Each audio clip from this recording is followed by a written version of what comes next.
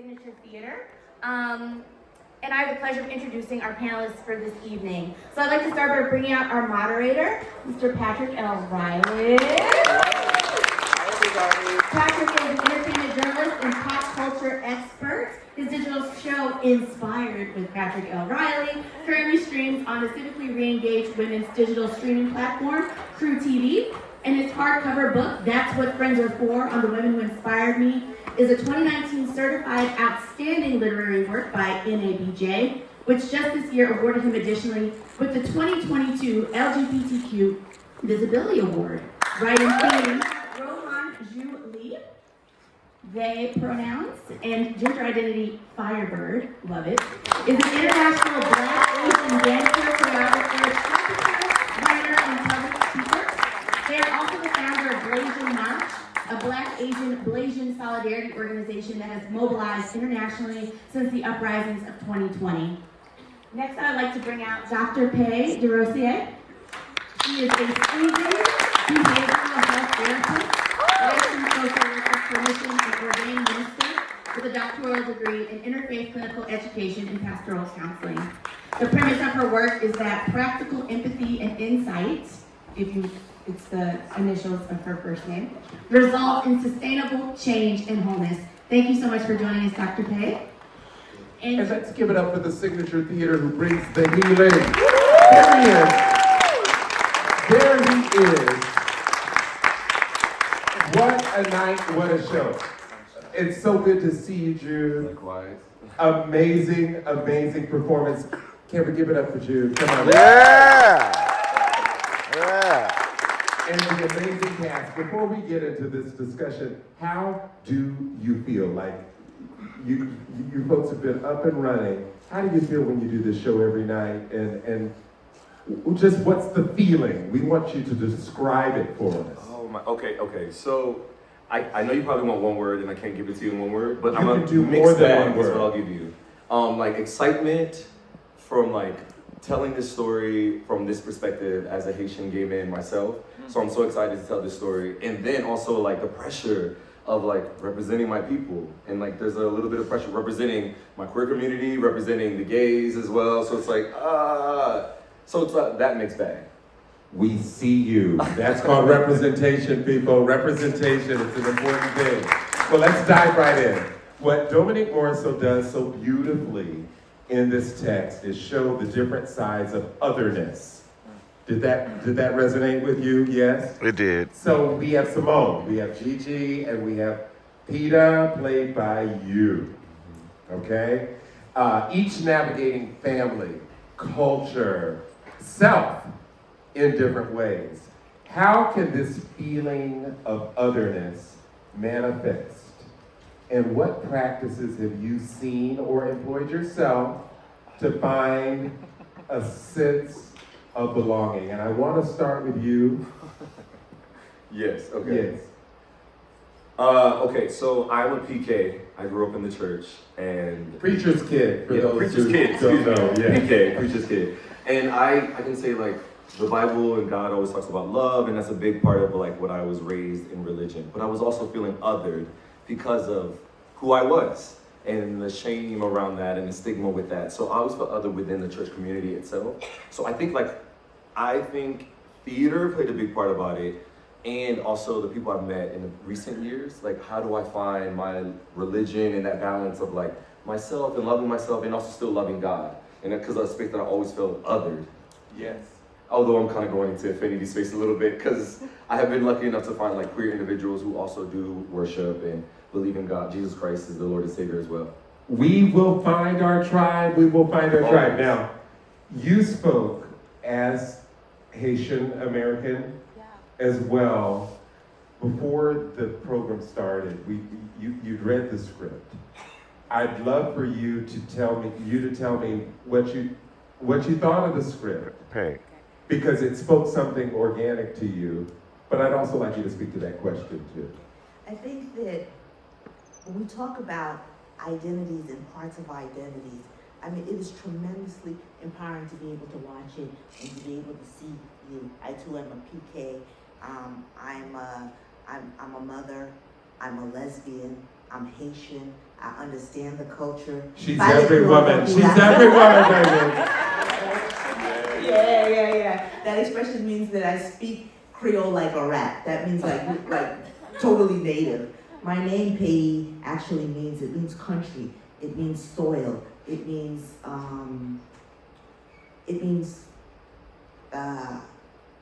earth. Okay. And I think that when I looked at the book, because I asked for a copy of the screenplay, and they sent me a copy, and I was really astounded by how closely you were able to get it. You know, like in hearing what you were attempting to do, I was afraid that it might be off key, but it wasn't. It was a perfect pitch in terms of being able to capture the nuances and to capture the tension that happens when you belong in spaces that that you have to create because they overlap in places where they're not supported. You know, I get it. You know, I was gay in church and Haitian church and conservative church. And I do that because I know. Yeah, I went to a Haitian church as well, so I'm like, I know what it gives. I went to a small Haitian church, and I swear everybody knew everybody. But to be able to see your culture there and to be able to see all of the spaces, there's a knitting that happens and a healing that happens on a really organic level that says that I am seen. I'm not the only one, you know. And I think that that's tremendous. So where has that shown up for you? That finding that sense of belonging. It is our plight. We all know why the cage bird sings, okay? We all know, but for you? For me, I'm considered diaspora. The people who come, you know, I was born in Haiti. I came here when I was 2.5. And for the first 12 years of my life, I spoke no Creole whatsoever. Dumb, blind, deaf, didn't understand a darn thing. And I realized that I believed everything that they said about Haitian people. And it was wrong. And I felt like I didn't have a voice until I could own every part of me and not hold my head down in shame. You know, I came of age and, you know, I was in high school when boatloads of, you know, boat people came and it was not popular. Oh, I'm sorry. And it was not popular to identify as Haitian, you know? And for me, every time a part of me is isolated, it means that I too am fragmented. And until I could accept being Haitian, until I could accept being homosexual, until I could accept, you know, being Christian, you know, and that those things were not opposing identities. So for me, that's the thing. And for the longest time, you know, I was almost like, you know, I'm not using this word clinically, but like schizophrenic because all of the parts were not fitting in. They said if I was one, I couldn't be the other. You know, I couldn't be Haitian and American. I couldn't be gay and black and Christian and Christian yeah. and stuff. And what it does is it breaks us up into these little pieces. And I actually haven't met the author, but I will make an effort to reach out to her because I think that she's saying something. She's telling our story, you know. And the thing with our story is that it's a human story, so everyone can identify with an aspect of it. One more time for Dominique Morisseau, the playwright. You know, I've spent so much time following her. I feel like I'm like a big fan of Dominique's, knowing that she was a Detroit girl. You know, the canon of her work let us know quite clearly that Detroit is where she's from. She is the Tony-nominated playwright of Ain't Too Proud, the story of the Temptations. And yet to learn this aspect of her just turns me out. It turns me out because it's sort of a whole new level. So, ladies and gentlemen, and others and not, we have a global Black, Asian, queer icon on this stage, and I need you to weigh in on this conversation of otherness and belonging. Where does it show up for you? Oh man, well, as a mixed race person, it's you gotta make your own space at some point.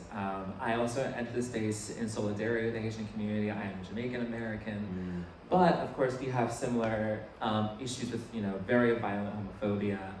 And one thing I definitely resonated on with this play was this sense of like, I know a lot of the characters talk about like white guilt, Black American guilt, but I felt like for Simone there was almost this diaspora guilt that I really latched onto because she's coming to her motherland thinking I'm gonna do all these NGO things and all these things to save my people, and then we realize, I feel like, in the history of how NGOs have now come to basically economically just tarnish the country. We think about It gets complicated. It gets complicated, especially with the U.S. Backed coup in 2004. How a lot of U.S. corporations continue to deforest Haiti, which means that earthquakes are more extreme. So there's just almost, I think, for her, it was this complication of I am Haitian, but I'm also of this American, this U.S. sort of like I am in a very, I guess, difficult way of benefiting from the suffering of my own people. And that's something I really leaned into and kind of was feeling as a queer Jamaican who can fly the world and think about, my people, my queer Jamaican people are suffering down there, but I, as a Jamaican American, am in the diaspora. I'm safe from that struggle. Yeah. Affinity spaces. It's a big thing. It's a thing. It's a mise en scene. Did I use that right? It's a mise en scene up in here. The importance of affinity spaces and finding the right one, whether online, via social media, in person, like Courage, which is referenced with loved ones. It's a human instinct to seek out others you identify with and can connect with. Can you talk about your own affinity spaces? Did you find them? Did you cultivate them? Did they find you?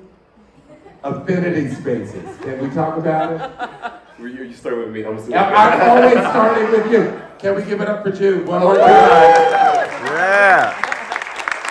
We're not wasting our time with the man. This is your time. This is your time. Well, a little bit, I spoke about it a little bit earlier. For me, theater played a big part into it, because I got to meet so many individuals from all over the country coming together to put this show together, whatever this piece is, and I got to learn a lot about these individuals as we're putting this piece together. Not just this piece, the pieces that I've done. So I've been very fortunate. Through the story of those pieces, through the people, the diversity of those people. Yeah. But theater itself, acting and being an actor and being in theater, I've been very fortunate to meet so many individuals like me that have similar stories. Literally, my understudy's name is Jude. What are the odds? And is also a gay Haitian man as well. What are the odds? Theater. The nuance of theater. The things, it's just a natural being that brings these people together without us even trying. And and literally everyone in the cast except for Simone is Haitian. We all are together putting this piece together because of theater. And I've been able to find my community in theater. And then, let's say, I've been fortunate enough to meet an individual, then that individual introduced me to another individual who's in the audience, John Martin, who's one of my mentors, and I've been so blessed that I've been able to have people that I can lean on to support me through all of my journey in New York City alone. From me being gay, me trying to navigate auditions, me trying to navigate this story. So many people in theater have been, I should just say theater is my affinity space. And just I get it. I get it. There's messaging in that, in your work, in your life, affinity spaces. Where do they show up for you in a way that you can share? We can only be anecdotally, guys. We only have 25 minutes. That's all we have. But where do affinity spaces show up for you impactfully? I think that for me, for a very long time, I thought I was the only one. And perhaps the most impactful thing for me was that I met a Soto saint. And I knew that he was Haitian. And when I met him, I spoke to him in Creole. And he answered me in Creole. And for the first time, that was the first crack of the door. And I think that I later found out that he's a distant cousin. but, 'cause Now the that's world is- another story and another play. Right, We can it's do small, that. but in terms of affinity places, I want to say that they're in places that we don't expect, and they're in people that we don't expect, and they're in intersections, and that they're at the margins.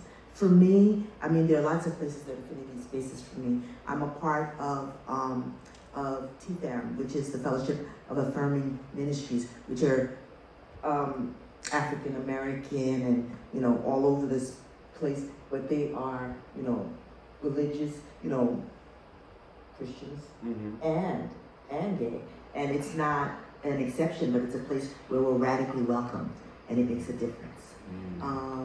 And I Those safe spaces. Yes. Safe spaces. Yeah, and I think that the responsibility is that if you are in a space or anywhere you show up, making that space an affinity space for others. Yeah.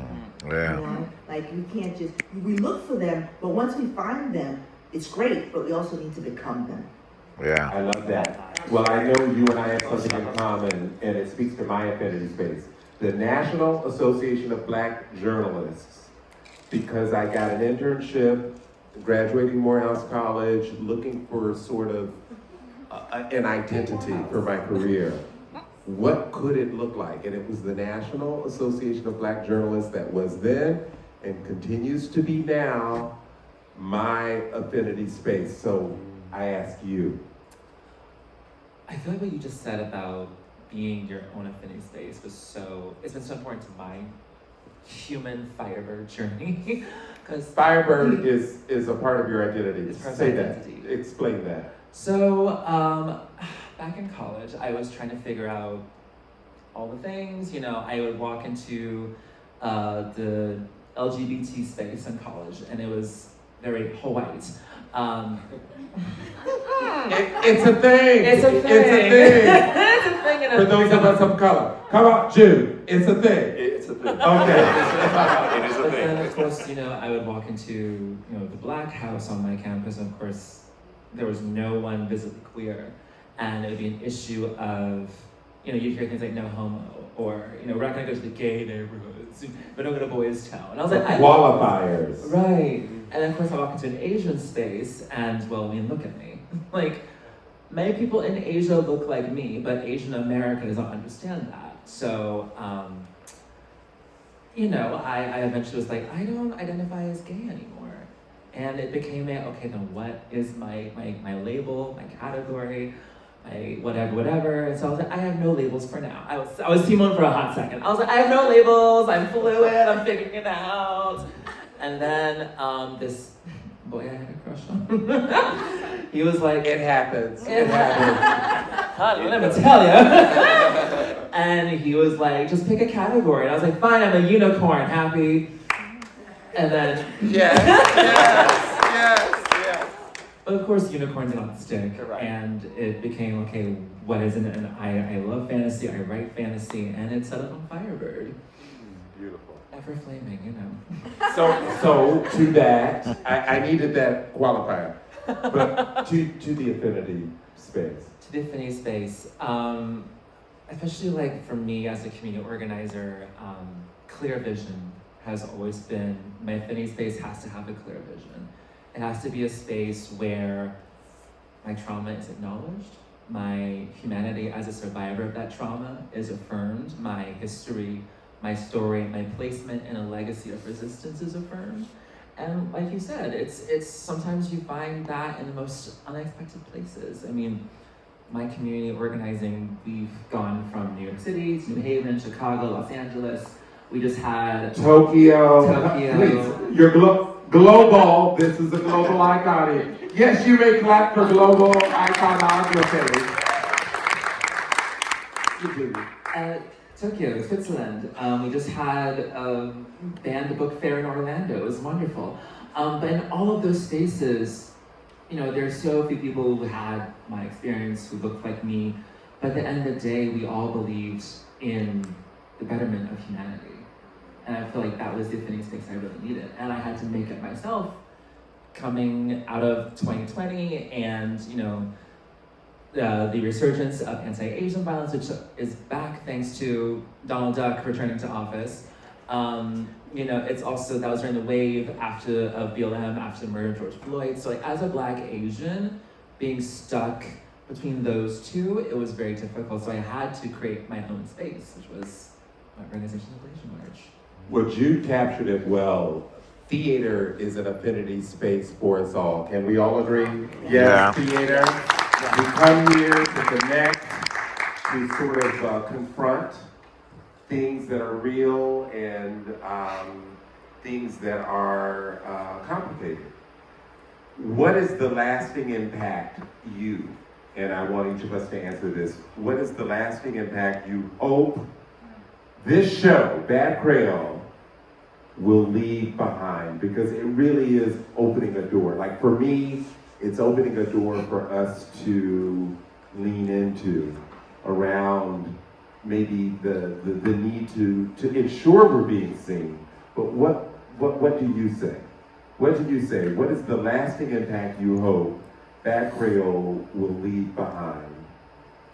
For audiences, for society, talk about it. I see your eyes.